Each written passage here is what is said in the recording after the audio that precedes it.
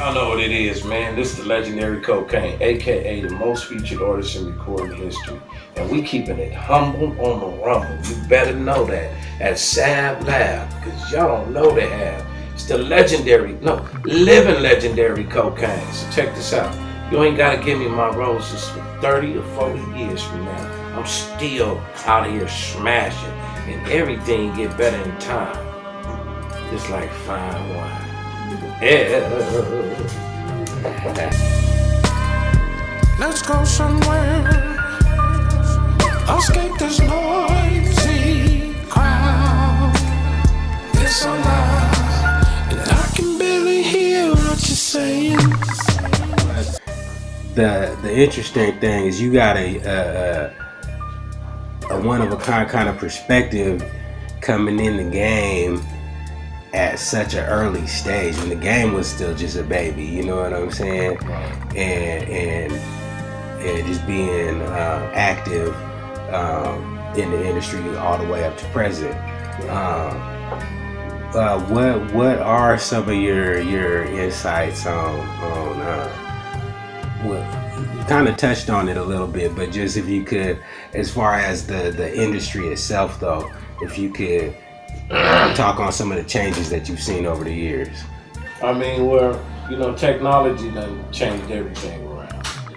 You know, it also, because of the internet, put things on steroids. There's things that really perpetuate the gossip-orientated mentality to a whole new level. But you ain't got to be talented nowadays to put some rhetoric and gossip out there to sell records. You don't have to. You know, it's not about being talented, it's about who shot Johnny. You know what I mean? So once I seen it change, it was time for me to take my independence and the autonomy that I learned from Ruthless Records and being at Dogg House and, you know, just different series of things to really create my own. And man, I've been blessed, man, to have a beautiful wife. You know, I've been with her for 35 years, married 29, got 8 kids by the same woman. So it allowed me to have that family type of stability to bounce back. So we created our own Buddy Boy Digital. You know what I'm saying? Because we figured out if iTunes is going ahead to rake people off 40 or 30% of their money, well, we can go ahead and learn the same technology, sit down and apply ourselves, put the blunt down for a second and read tutorials and get the knowledge that we need to go ahead and make that pivot. Because the way technology changed things, it didn't give nobody no fair warning. It just made a pivot. That's why you don't see Tower Records. That's why you don't see MCA, because they filed Chapter 11. You know what I mean? So we had to change with the times. And if you don't change with the times, man, you might as well put out a block phone and be talking to your game, because that's where your game is at. We had to upgrade our stuff. So like I said, we created our own platform called Buddy Boy Digital. We sold our own hard copies. BuddyBoyEnt.com is a secured site to where we got a bunch of traffic, and we got enough servers, man, to reach just as far, not all the way, but just as far as an international push as Amazon and iTunes, to Dow. And it's about that. It's not enough just making music in this business, more so than handling your administration to protect your music in the business. And we had to learn that. Sometimes it takes a while to learn, but I got an old saying, man, if you sit your ass down on this ivory piano for 4 years while everybody's laughing at you that you can't come outside, what the hell you think is gonna happen when you get off that ivory piano for 4 years and you come outside and look at the same tired ass people? You gotta have that mentality.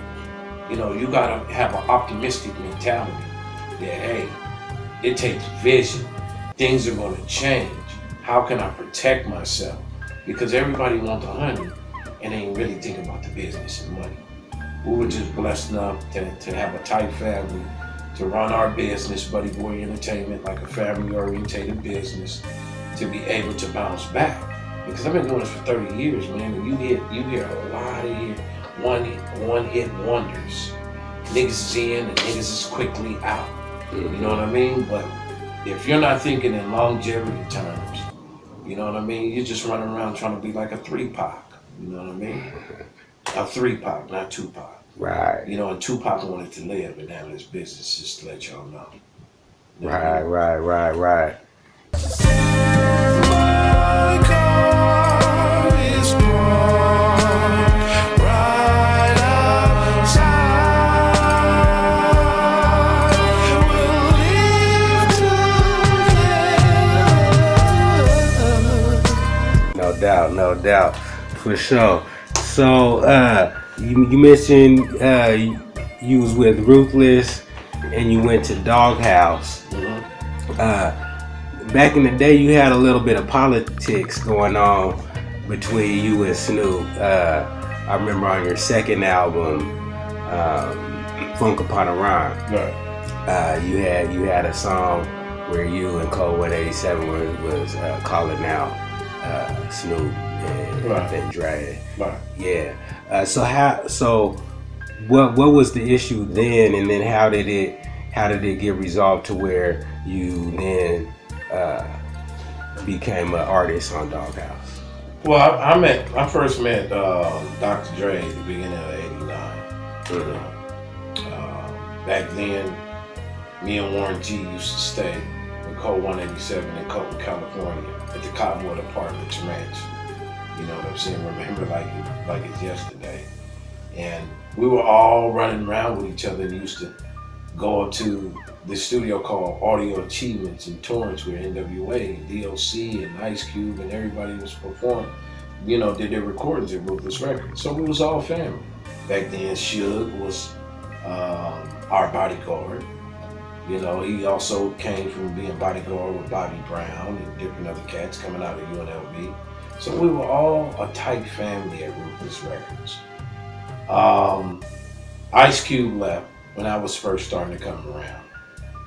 Ice Cube picked up on some things, and years later, you can see where his business is. He was the first one to pick up that something ain't right in his perspective, you know what I mean? Like I said, Warren G and I, you know, that's my partner, man. We used to drop him off in Santa Ana and Long Beach all the time, you know what I mean? We stayed with Hutch, Code 187, so this is 89. So when 1990 came around, before 1990, Warren G always used to talk about, man, I got my people Slim and I got my boy Nate, man. You gotta hear him, Hutch. You gotta hear him, Hutch.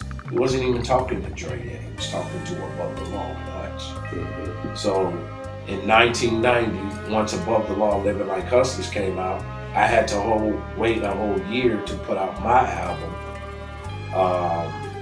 which was going to be Kokane, not Who Am I.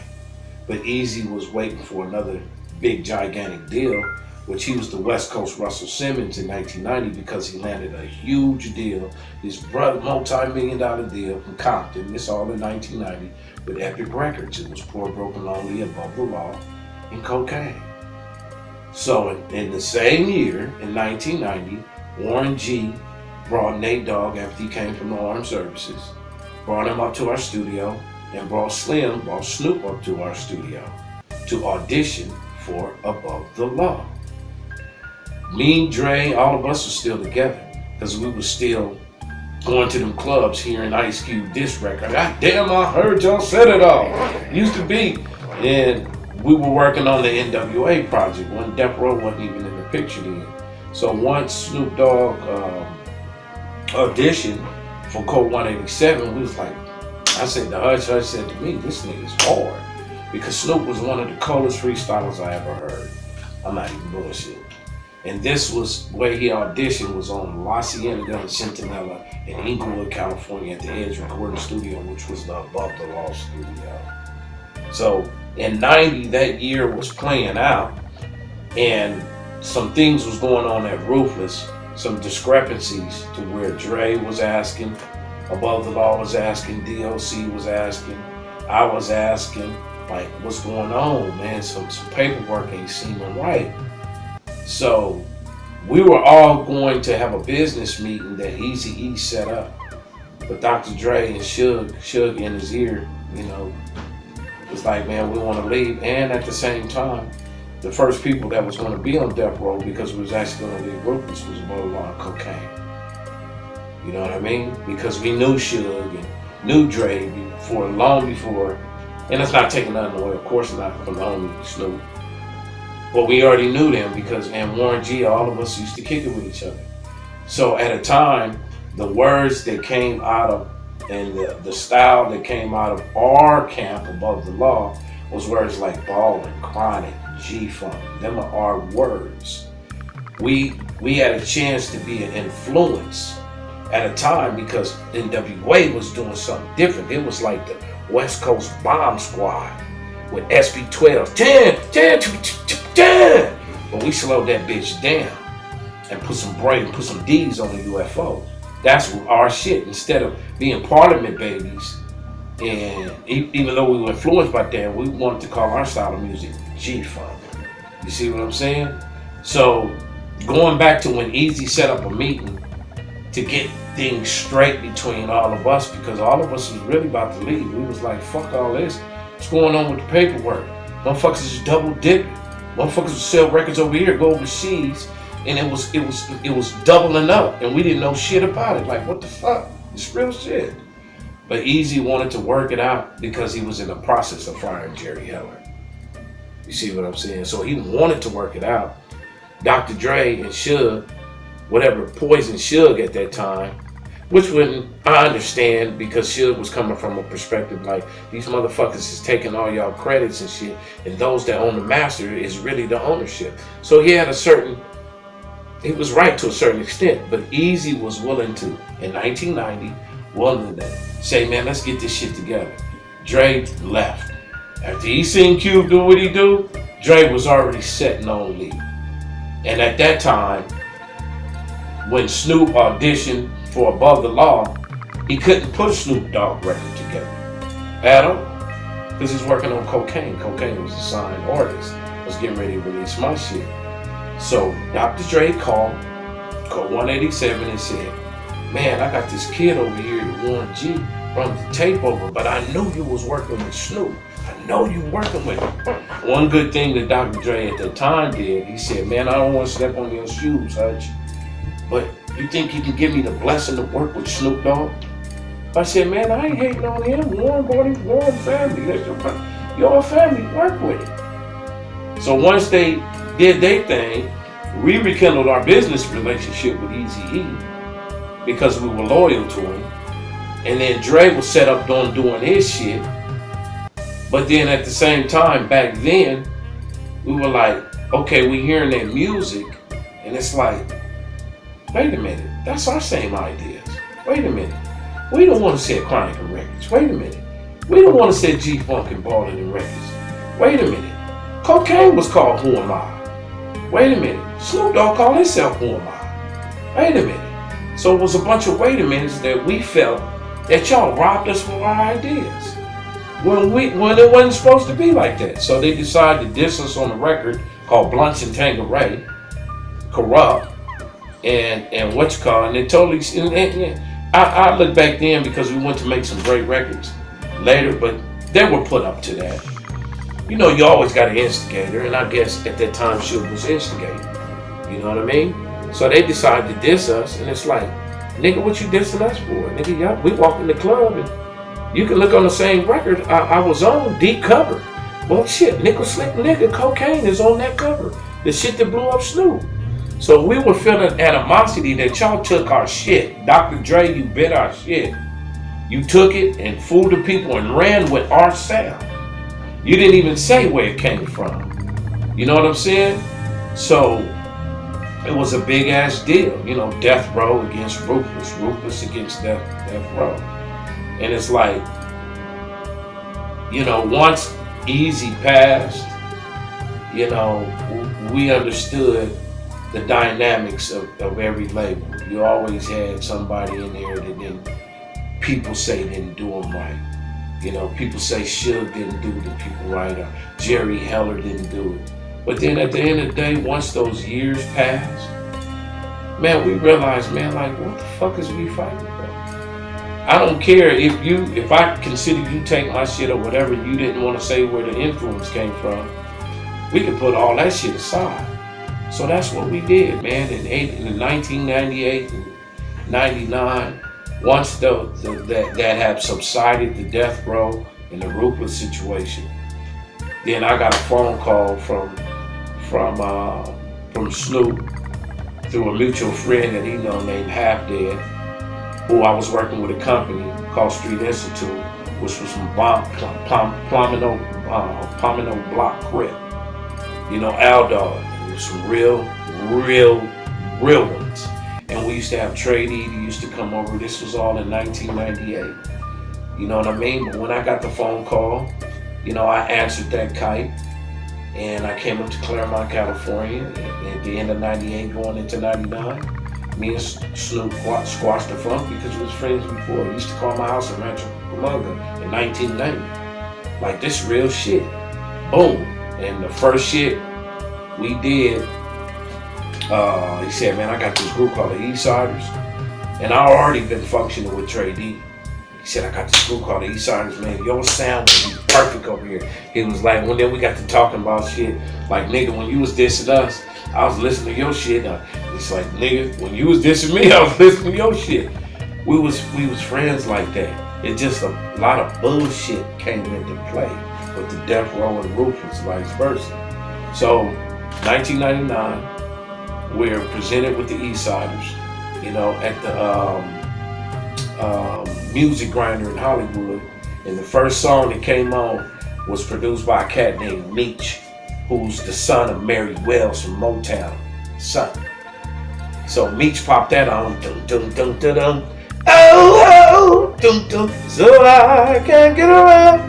That was the first song we did, and we knew we fit more than the OJ glove, fam. We knew we liked each other's style beside the rhetoric, and it just became magic. So I found out I have a place over here, and Snoop knew I had a place over here, and we did some incredible records with that 5-year run. I think 4 or 5 year run. The Chronic 2000 came back up. I had a chance to get on LA Niggas, you know what I'm saying? Doggy's Angels, East-Siders, both of their albums. Deuces and Trays, I was on 10 songs. Snoop Dogg Presents, he allowed me to be on 4 songs, I think. And I didn't even know I was gonna be on 8 songs on the last meal, because originally I was supposed to be on 2 songs. But I thank my nigga for that.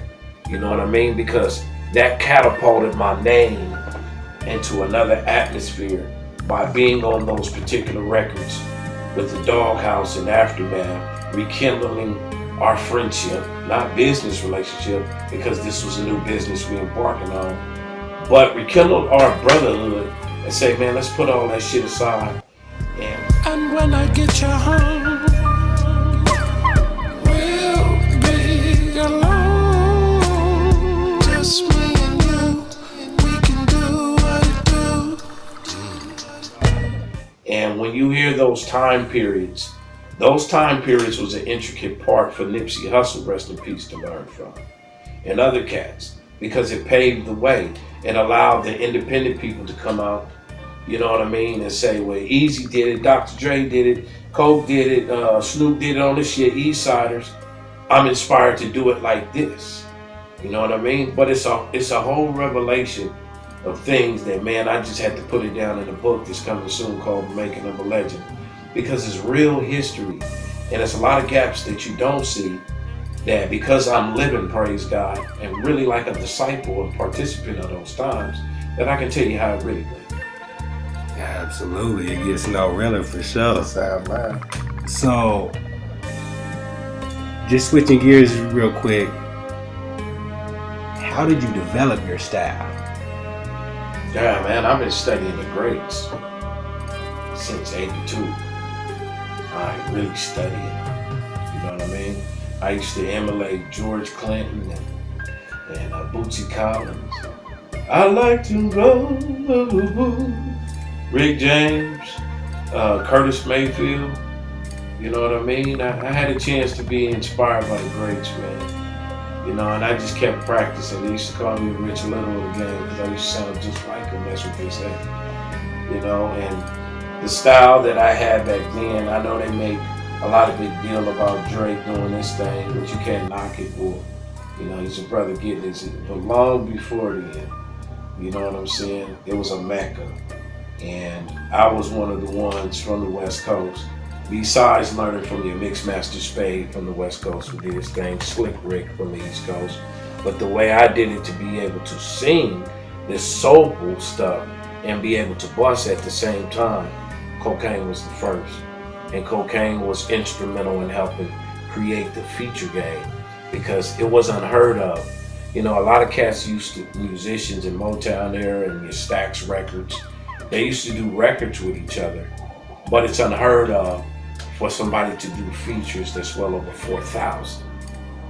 And we done put our first 1,000. A lot of people that done features in the game, they didn't even make it to 700 yet. You know what I mean? So because those doors were shut, because they didn't want to play my name on the record, on the radio, and because of the experience with Eazy-E and Above the Law put me on that record, those doors shut made me work harder than anybody in the business. And plus I had my shorties that just came around. And what it did, it created a safe haven for me to have work. You know, because once Eazy-E died in 95, you know, all the assets and money got froze up. And I didn't want to go back to selling drugs or do something stupid, which I did get in trouble on some little things. But it allowed me to work hard. So 9 times out of 10 when I was going to the studio, and the style that I first picked up in the 82, 83, they liked the style. I'll go function with E40, I'll go mix it up with Too Short. I would say 9 out of 10, but I'm being modest. 10 out of 10, everybody. I need Kokane on my shit. This nigga sound like George Clinton, Rick James. I need this nigga to bust. And not only outside the A-list artists, but a whole bunch of independent artists. From Chicano rap to Asians to etc. To of course blacks, you know what I mean? It just started getting out there and it started building some mystique. Because a lot of people would hear my voice, but they wouldn't know the face because I wasn't on camera all the time. And I liked it like that in some ways, you know. Show me the money, you can keep the honey, you know. But it was good to have those doors closed in the early 90s because I don't think I would be the most featured artist in recording history, and I wasn't even looking to be the most featured artist. My wife just woke up one day and said, damn, you know how many songs you own?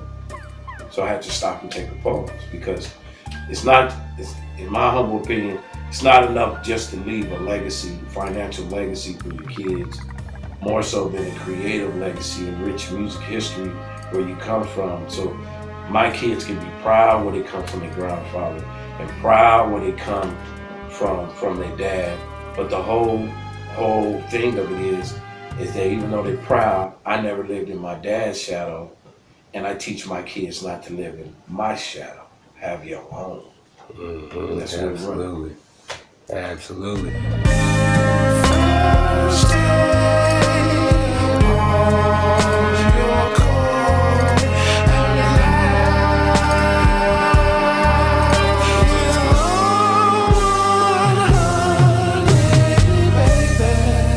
Label Buddy Boy, you're the CEO, right? Yes. Okay. How'd you come up with the name? Well, my middle name is Buddy. Okay. So Jerry Buddy Long. My pops is Jerry Buddy Long Sr. So it was a friendly orientated name. I felt like, you know, if people got problems with the name Kokane, now they don't. You know, they get it. You know, because I'm on so much shit to where you forced to play me on your favorite artist shit. It ain't no more. I don't want to play Kokane or shit. You don't want to play Puffy. You don't want to play Buster. You want to play Dre. I'm on your favorite shit. So now it's changed. But I wanted to use something friendly, orientated. Buddy Boy is a saying we used to say back in the early 80s. What up, Buddy Boy? You know what I mean? So it fit like OJ, more than OJ Club, man. Like Buddy Boy Entertainment. We here. You know? And we've been running the company for 13 years. This time I wanted to start a label to where it's the realest people I can trust, and that's my family. You know, made my wife the vice president, my kids up on board as part of administration. And we literally a family-oriented business. So that means Sometimes we can walk into a room and it be packages, you know, to go overseas. But all my kids is packaging up my stuff. All of them. This is a family-oriented business. Not just the Jacksons on stage, but Jacksons in the business. And that was the most relevant thing for me because that's what helped me bounce back. You know, my wife kept all my business together like baby immunization shots. You know what I mean?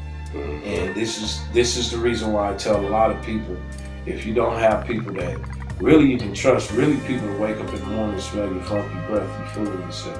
You know what I mean? Because people can change on a dime, and I witnessed it.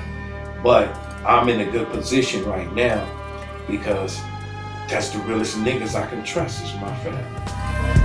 Remote control fireplace.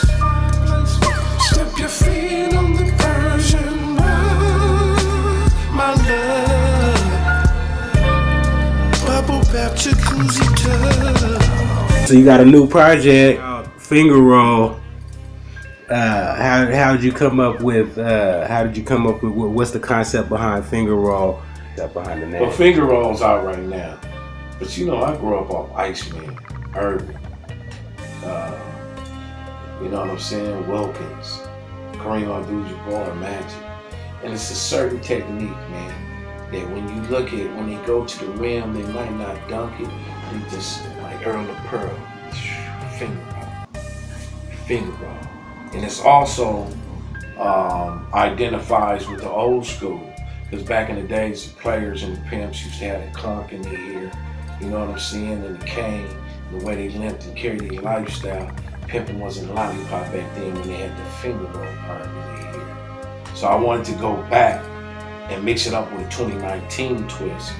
So when you hear this Finger Roll album, I didn't want people to get into, okay, who you got on your album, Kokane, because it's my fault that I'm part of helping create the Future game.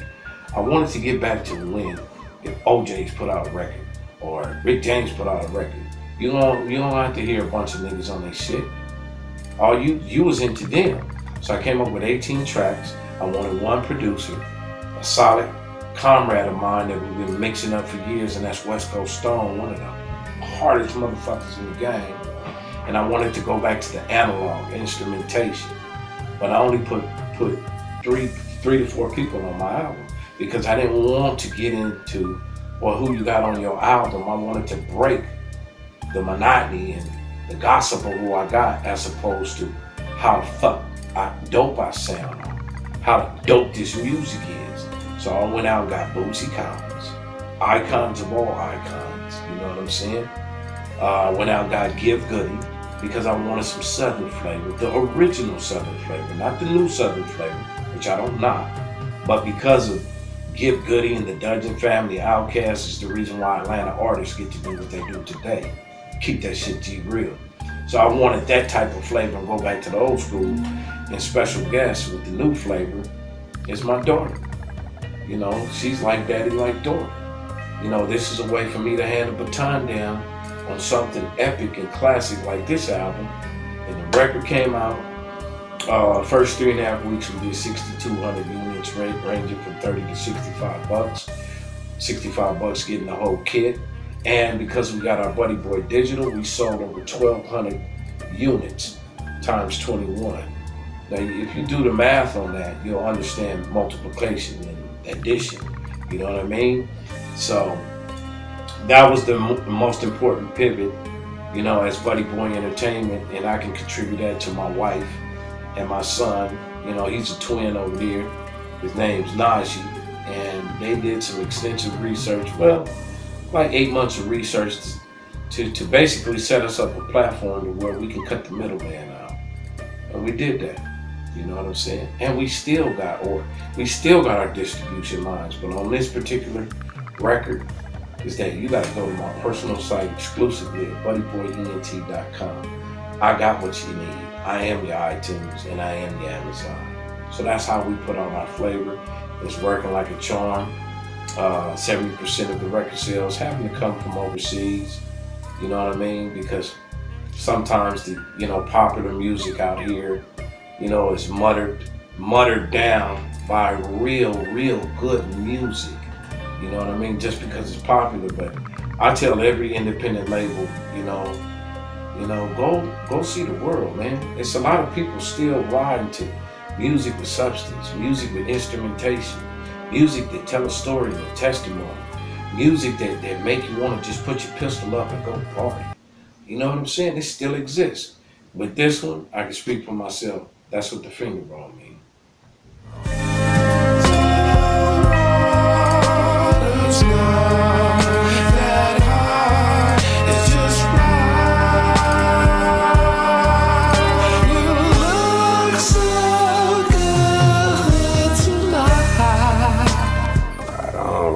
Right on. That's dope. You got so you got like a real Kokane production, manufacture, distribution operation going on. We're our own distribution. And it's a family thing. Yeah. In 2020, we'll be giving seminars. We're gonna teach. You gotta pay for this game now. We'll be teaching people how to be self-contained, how to get your autonomy and your full control. Because it's important. There's so many artists out here that get raped. There's so many things. Now, streaming company is good. Don't get that twisted. I'm not listening. But it'd be more in your favor when you've been doing it a while, to when you put all this money in the studio and we got tired of not just ourselves, but seeing other artists not even breaking even. Because when you put your shit up on YouTube, anybody can grab your shit. You know what I'm saying? So we had to get back into that mood of saying, okay, how can we make a business out of it? Because music nowadays is like a hobby, and really ain't no such thing as a music industry, like Quincy once said. He was telling the real.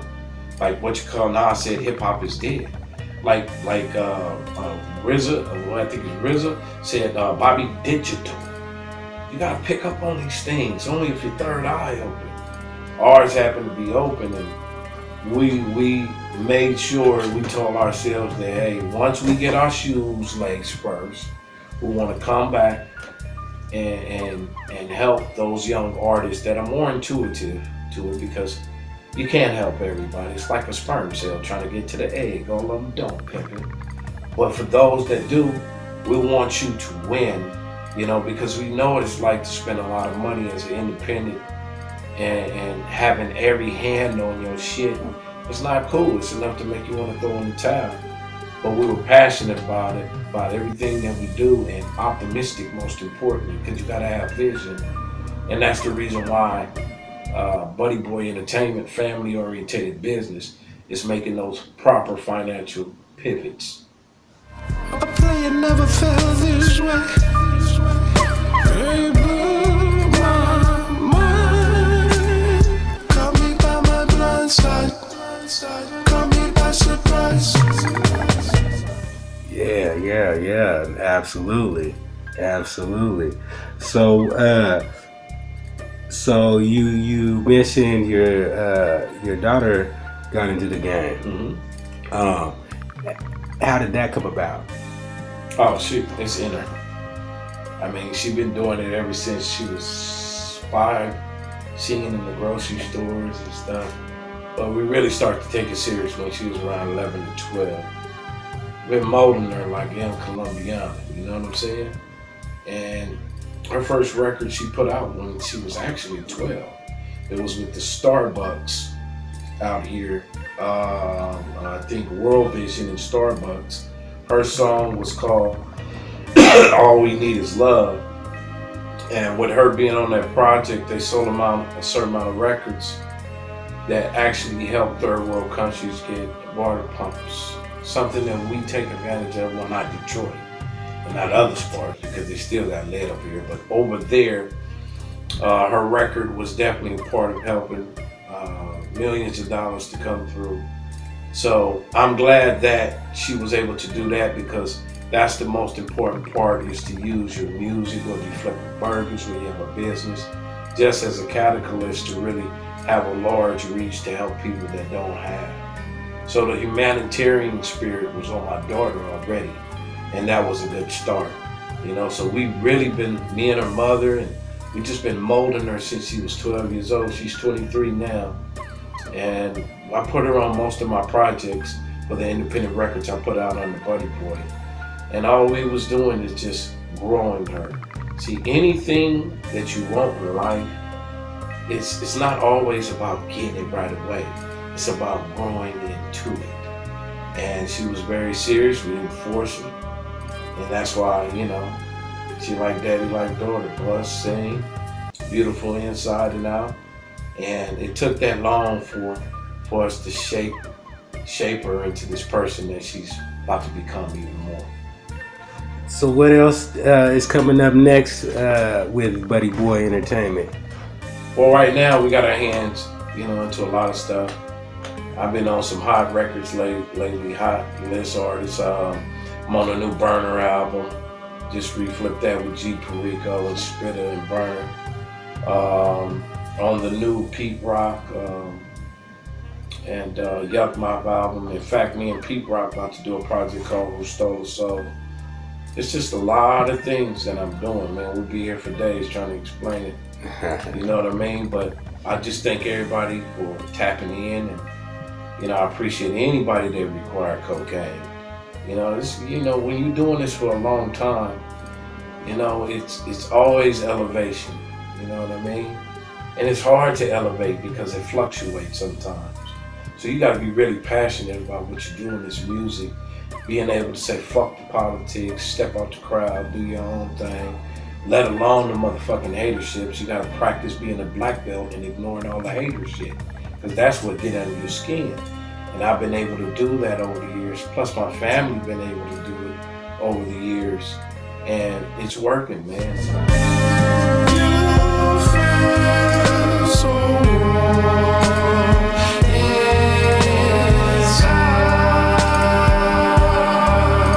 I'm loving all this pleasure. It's like anything I tell any independent label out there, this game is so much fake and illusion.